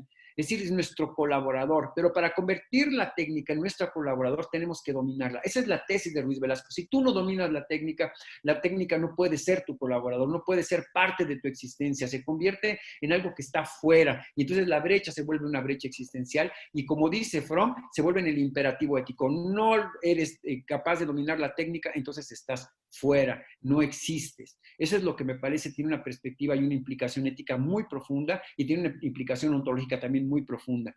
La otra implicación ontológica es si para estar debo ser visto. Los profesores le dicen a los alumnos, enciende tu cámara, ¿estás ahí? No te escucho. Es decir, hay una necesidad de una presencialidad, ¿no? Que es una presencialidad falsa, porque yo he visto estudiantes que están ahí enfrente de mí, como que están en el aula, y tienen el teléfono celular abajo de la vista del maestro, y están chateando, y están, o sea, ¿qué presencia es esa? A veces estás en el salón de clase y el alumno te está viendo hipnotizado, pero en su mente están pasando miles de cosas que no tienen que ver con tu clase. Es decir, no exijamos del estudiante una presencia que es una presencia falsa, que es una presencia fingida a través de la virtualidad de la videoconferencia. En la escuela de mi hijo les han pedido que tengan la cámara encendida toda la clase. Es como el hecho de estar pasando lista constantemente con la mirada en el salón de clase, y me recuerda mucho a los textos de Foucault, cómo se ordena el cuerpo dentro del aula, ¿no? Quieres tener a los alumnos en filas para saber si está presente, si está ausente, si está derecho, si está distraído, etc. Eso no es de educación. Yo en mis salones de clase, en el 2008, la última vez que estuve frente a un grupo de secundaria, entró la directora del general de la escuela y me encontró con mis alumnos sentados en pequeños grupos por todo el piso, unos con audífonos, otros acostados, y la directora me dijo, ¿qué es esto? Y le expliqué. Les di un programa de modelado en 3D a todos los alumnos. Hicieron una nanomáquina. Con esa nanomáquina, los alumnos hicieron un video, y con ese video los alumnos están haciendo una campaña publicitaria con la música que les gusta. Y entonces yo les preguntaría a ustedes, ¿qué pasaría por la mente de un niño de 11 o 12 años que tiene que inventar una máquina, que sea una nanomáquina, para poder hacer cosas tan formidables como una cápsula que le dé un medicamento de quimioterapia a una persona y llegue directamente al tumor? Tengo el video, eso lo hizo un niño de secundaria en 2008, con un programa de tercera dimensión, hizo el video publicitario.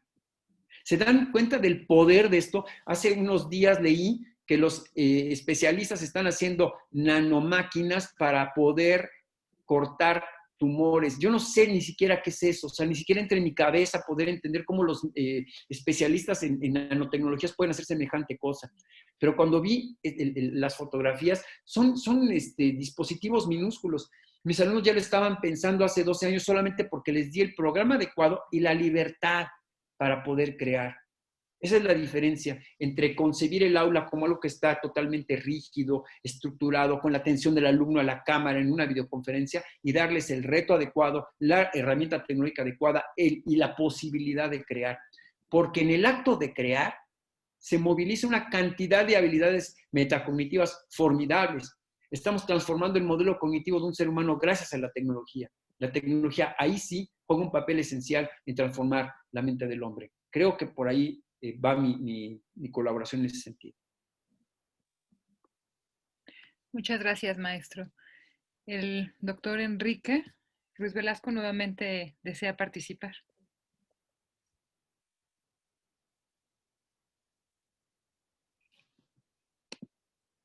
Perdón, creo que se quedó la mano levantada, pero entonces pudiéramos decir, maestro Miguel Ángel, que la tecnología tiene mucho más importancia que la que le damos como un simple instrumento o una posición reducida, sino que la tecnología pueden ser procesos, y son procesos con dimensiones como los procesos de enseñanza-aprendizaje, y el chiste de nosotros es cómo los empatamos estos procesos y le damos toda su fuerza y toda su importancia, y per se potenciarlo para que haya una mejor posibilidad de construcción de conocimiento, y sobre todo en nuestros días de manera colaborativa y generando y participando en redes de comunidades que aprenden y que desaprenden en comunidad. Así es. Y yo sería más radical, diría inclusive que la tecnología ya somos nosotros, o sea, nosotros somos la tecnología. El conocimiento se ha distribuido y está en las paredes, está en los dispositivos. El conocimiento ya no está solamente en un libro o en un documental de la televisión como era en mi generación. El conocimiento ya está distribuido por todos lados. Es increíble que uno pueda encontrar que una lámpara, un televisor, etcétera, pueden contener conocimiento. Y no me refiero al hecho de la técnica con la cual fue construido el dispositivo, sino que el dispositivo es un acceso al conocimiento. Eso es sorprendente, ¿no? Porque entonces la tecnología está incorporada como parte de nuestra manera de conocer. Eso es lo que es para mí formidable. La condición posthumana no es solamente que un hombre hoy pueda manejar un brazo robótico con la mente sin necesidad de cables ni de conexiones físicas, ¿no? Lo que es formidable es esta conexión de la mente, de nuestra capacidad para comprender y para conocer, conectado a la tecnología de una manera casi automática. No se puede descifrar el genoma humano ni construir un puente como los que llevan en el segundo piso del periférico sin una red de computadoras muy compleja. Y lo que es sorprendente es que las personas que lo utilizan, es decir, los médicos o los especialistas que interpretan el genoma humano y que dicen qué gen es el que es responsable de que a una persona a los 65 años le dé diabetes, lo hayan interpretado y lo hayan encontrado gracias a un sistema de computadoras. Pero ese sistema de computadoras está programado para realizar tareas que solamente un ser humano que aprendió a pensar con computadoras pudo diseñar. No podemos diseñar un sistema para descifrar el genoma humano si la persona que construyó ese sistema no hubiera aprendido mediado con tecnología. Eso es a lo que me refiero con las estrategias del modelo cognitivo. Cuando nosotros estamos aprendiendo en el entorno, en la tecnología, ya no para la tecnología ni con la tecnología, sino en la tecnología, nuestra mente está conectada directamente con el funcionamiento y operación de los sistemas. Y entonces el sistema autónomo constituye una suerte de extensión del pensamiento humano y el pensamiento humano una extensión del pensamiento tecnológico. Y hasta que no se invente el master algorithm, es decir, un algoritmo que se programe a sí mismo, cosa que no está lejos en el horizonte, pero que en este momento es imposible, es el ser humano quien tiene que entender la colaboración entre el sistema humano y el sistema tecnológico. Eso es lo que yo le llamo los sistemas o la inteligencia sintética. La inteligencia humana integrada con la inteligencia artificial constituyen la inteligencia sintética. Y hoy en día no es sorprendente, existe inteligencia sintética. Es decir, hay seres humanos que operan gracias a la tecnología, tecnologías que operan gracias a los seres humanos en una conexión perfecta. La condición posthumana, otra vez, Evelyn, para regresar con la pregunta de hace un rato, sí es un problema ontológico, porque sucede que el ser humano del futuro está conectado con una inteligencia que es una inteligencia de altísimo potencial técnico, por ejemplo, hacer miles o millones de cálculos por segundo en una capacidad que el ser humano no puede hacer, para conectarlo con un ser humano que necesita esa capacidad de cálculo y que con esa capacidad de cálculo conectada constituye o construye nuevos conocimientos. Esta capacidad del hombre para aprender en la tecnología va a darnos lugar a un nuevo modelo cognitivo, el modelo cognitivo que yo denomino posthumano, en el cual los seres humanos conectados con la inteligencia artificial, en la inteligencia sintética, son capaces de inventar nuevos sistemas.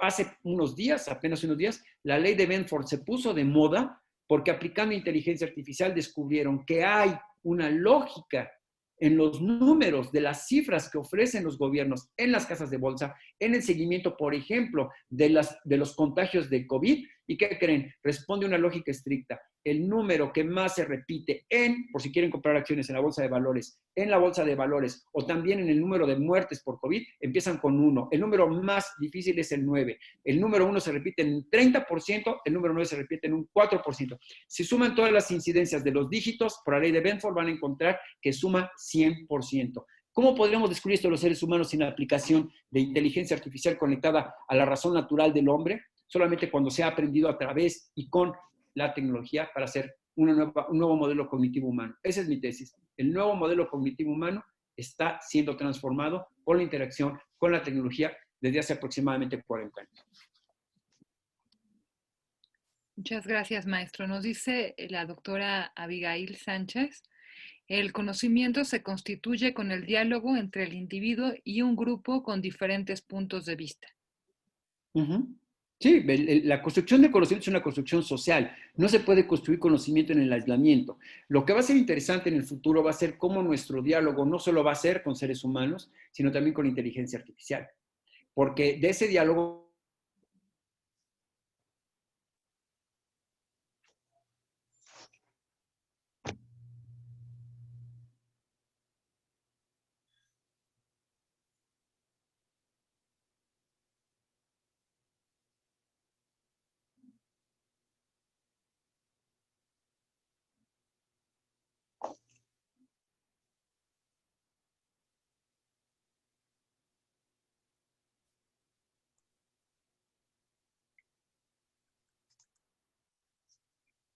Bueno, creo que el maestro Pérez Álvarez se quedó sin señal. Doctora Ahí Padilla, está ya, ya regresó. ya está. Solo me fui yo entonces, perdón. Sí, Perdón, el Internet no tiene palabra de honor, como pueden ver. Entonces, el asunto es esta manera en la que construimos conocimiento nos permite construir conocimiento y al mismo tiempo construir esas habilidades que son inherentes. Entonces, la construcción social del conocimiento, es decir, el intercambio entre personas, de alguna manera es lo que determina cómo es que construimos conocimiento. Pero como construimos conocimiento en sociedad, construimos nuestro modelo de construcción de conocimiento en sociedad. Es decir, no podemos construir el conocimiento de otra manera si no es en sociedad. Igual pasa con la colaboración con la tecnología. Cuando aprendemos con la tecnología y en la tecnología, también nuestras estrategias cognitivas se desarrollan simultáneamente con esa forma de colaboración. pues para cerrar, sí. O sea, yo quisiera preguntar algo, comentar algo, a lo mejor es más filosófico el tema, pero y yo hacia una visión tal vez crítica. Esta situación entonces de que comentaste de cómo esta condición que sin tecnología el sujeto se convierte incompleto, ¿no? Y en esa situación pone en circunstancias mucho más difíciles, tal vez, no sé, inhumanas, la condición de la desigualdad que impacta la brecha tecnológica con los pueblos originarios, ¿no? Pero nosotros, bueno, aquí en Chihuahua trabajamos mucho con los pueblos originarios y visto así, bueno, las tecnologías pues llegan muy dilatadas a la Sierra Tarahumara en su caso, ¿no? Y obviamente las formas de aprendizaje se convierten más tradicionales, ¿no? El bloque en lo tradicional, la educación básica, entonces se hace más tradicional. Así estos sujetos, lejos de estar, y aquí viene la pregunta, en la modernidad, en condiciones coloniales, ¿no? O bien en condiciones ya donde lo post o lo transmodernidad, ya Russell, está desbordado con la tecnología, ¿no? ¿Y cómo hacer que entonces la tecnología se humanice bajo estas circunstancias? Porque sí, finalmente potencian procesos de enseñanza y aprendizaje en la Tarahumara también singulares, en su propio idioma, y algún día esa condición dilatada pueda reducirse y la brecha pueda cambiar. Sí. No, son preguntas que... Sí, no, claro. Estoy trabajando con una doctora, no puedo decir el nombre, porque es una investigación de la universidad y tiene su nivel de confidencialidad, pero estamos trabajando con comunidades indígenas en llevar robots para analizar cómo construyen el lenguaje oral los niños entre 2 y 6 años en comunidades indígenas. Y el reto era cómo llevar robots a esa comunidad. Entonces, estudiamos muy bien cuáles son los animales de la zona.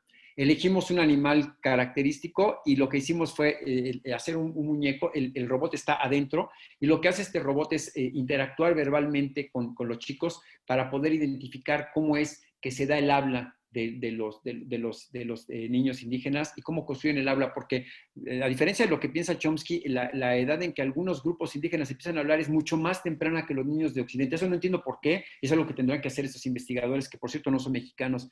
Y algo que me llamó muchísimo la atención es por qué los niños indígenas en algunas comunidades empiezan a hablar antes, ¿no? Ustedes saben que Chomsky encontró entre los indios misquitos la posibilidad de empezar a hablar los sordomudos con un lenguaje de señas que ellos inventaron. O sea, como si hubiera una necesidad innata, natural de comunicación. Entonces, creo que la tecnología puede resignificarse si está colocada dentro de las necesidades de la propia comunidad. Es decir, si en lugar de llevarle yo Google Classroom, llevo a esta comunidad elementos para que ellos puedan comunicarse y puedan construir socialmente conocimientos, y les doy los elementos tecnológicos, por ejemplo, la metodología de Levy, del que hablaba el doctor Sánchez hace un rato, podemos dotarlos de elementos para que a partir de su propia cultura ellos puedan construir modelos cognitivos y puedan construir conocimientos y puedan desarrollar estrategias intelectuales de acuerdo a sus propias necesidades, ¿no? El tema aquí, justamente para hablar de lo que hoy llaman descolonizar, es poder utilizar, además, tecnologías, eso no se lo dije,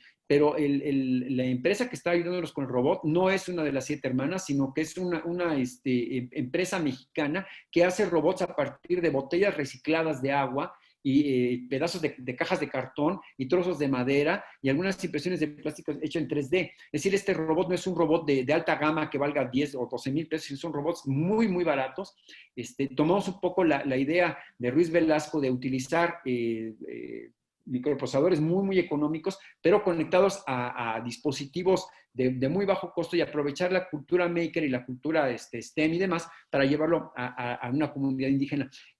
No sé cuál es el avance de la investigación, pero prometo, maestro Mancera, podérsela compartir, porque creo que va a ser interesante poderlo vivir en otras comunidades. De hecho, esta investigación, hasta donde yo entiendo, va a ir a 5 culturas indígenas del sureste de la República Mexicana, pero cuando esta investigación esté mucho más madura, prometo compartírsela a usted o ponerle en contacto con la investigadora, porque tal vez sería interesante probar a hacer algunas intervenciones de esta naturaleza, de naturaleza educativa, no de otro tipo, en comunidades y sobre todo en lenguajes de programación que no son los lenguajes tradicionales, que son lenguajes desarrollados en México, en fin, ahí hay muchas posibilidades y además quiero decirle, el robot programado y que habla en lengua indígena, no en castellano.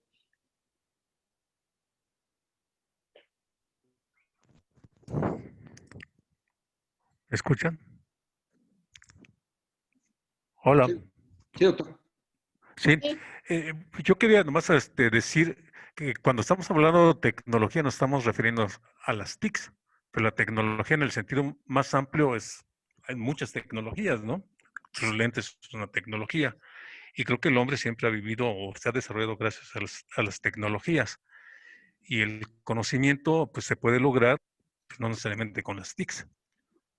Yo me imagino, por ejemplo, una tribu perdida en Brasil, no tienen esas tecnologías, pero tienen otras que les permiten, que les dan un sentido.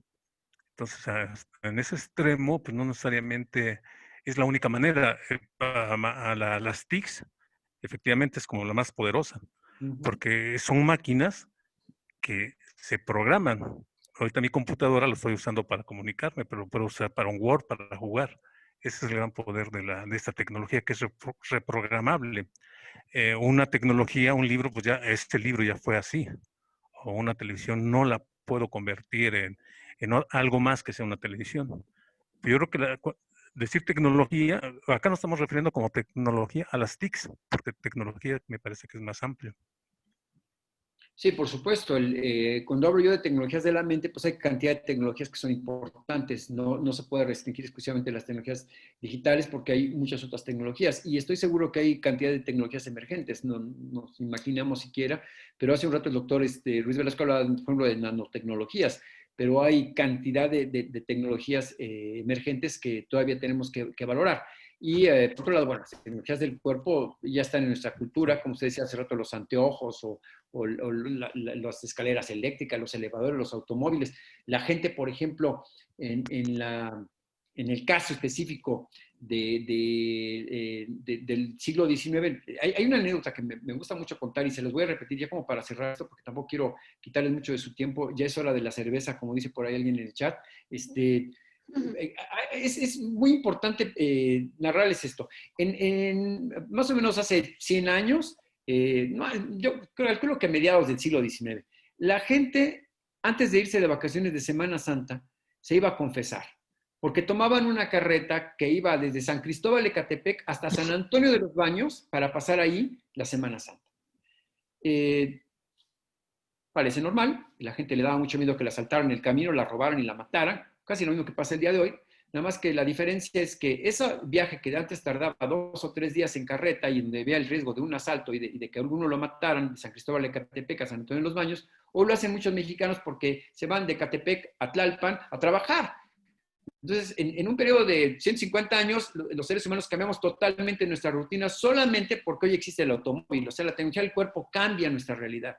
Y entonces, las tecnologías de la mente, por lo menos estas tecnologías digitales, cambian nuestra realidad. Y cambian, como he dicho, porque cambian nuestra manera no solo de pensar, sino también nuestra manera de pensar cómo pensamos y de aprender cómo aprendemos y de conocer cómo conocemos, que para mí es la parte central. Hemos descubierto cómo conocemos.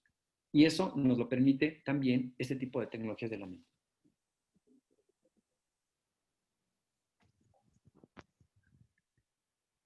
Pues creo que ya está llegando la hora de cerrar, doctora, si usted no indica lo contrario, y les agradezco mucho la atención, las preguntas. Me siento muy halagado, y lo tengo que decir al final, por poder hablar en mi casa con muchos de mis más queridos maestros y colegas, sobre todo frente a personas a las que no tengo el privilegio, el gusto de conocer, pero ante quienes me pongo como su servidor y amigo, así como cualquier otra cosa. Mi correo es mapa@unam.mx, muy fácil. Mapa son mis iniciales, Miguel Ángel Pérez Álvarez, @unam.mx, y estoy a sus órdenes para lo que gusten. Como soy hijo de campesinos del estado de Guerrero, de la tierra caliente de Coyuca de Catalán, me siento honrado por mi universidad. Gracias. Muchas gracias, maestro Pérez Álvarez. Doctora Padilla, ¿le gustaría cerrar esta sesión? Sí, claro que sí. Muchas gracias, doctora Evelyn. La verdad ha sido una plática muy enriquecedora. Creo que esta discusión sobre lo que hay atrás de la tecnología como medio de conocimiento, pero no como un medio nada más instrumental, como decía el doctor Luis Velasco, sino como un punto fundamental para la construcción del conocimiento. Creo que es una idea muy importante. Y yo creo que algo que también, una idea con la que yo me quedo, y creo que es algo que tendríamos que empezar también a trabajar y a difundir, es que exactamente no se trata, ahora en nuestro sistema educativo se le ha echado mucho la culpa a la brecha digital. Y yo creo que más que la brecha digital tendríamos que trabajar la brecha ética y cognitiva. Y hacer de la tecnología los medios, pero los medios en el sentido cognitivo, no instrumentales, para ser nuestros aliados en la construcción del conocimiento y del aprendizaje, ¿no? Porque no, esto yo creo que más que una brecha es un aliado fundamental en la construcción del conocimiento y del aprendizaje. Nos están enseñando nuevas formas de aprender o nos están recordando otras formas de aprender. Es una oportunidad para experimentar nuevas formas de aprender, ¿no? Y eso es lo que algunas autoridades o personajes educativos no lo logran comprender, ¿no? O sea, inclusive muchos docentes. Yo creo que nos queda a nosotros como académicos de la UNAM difundir esto que tanto el maestro Miguel Ángel Pérez como el doctor Luis Velasco han experimentado. Tienen muchos años de experiencia en trabajar la tecnología como una importante fuente de conocimiento, de aprendizaje, que nos demuestra otras formas de aprender y que por supuesto tendríamos que nosotros como académicos trabajar otras formas de enseñar con los mismos docentes. Entonces fue una reflexión muy rica. La verdad agradezco la invitación, doctora Elenes, y un privilegio escucharte como siempre, Miguel Ángel, de verdad. Lo digo y lo digo públicamente, fuiste mi maestro en la facultad y sigues siendo maestro para muchos de nosotros, estemos donde estemos. La verdad, un placer. Gracias. Bueno, muchas gracias. Pues los esperamos el próximo viernes en esta misma ID de Zoom con la próxima conferencia. Pronto les llegará la invitación a sus correos y es en la misma hora. Por aquí los esperamos. Muchísimas gracias. Gracias. Hasta luego. Hasta luego. Hasta luego. Muchísimas gracias. Hasta luego. Gracias.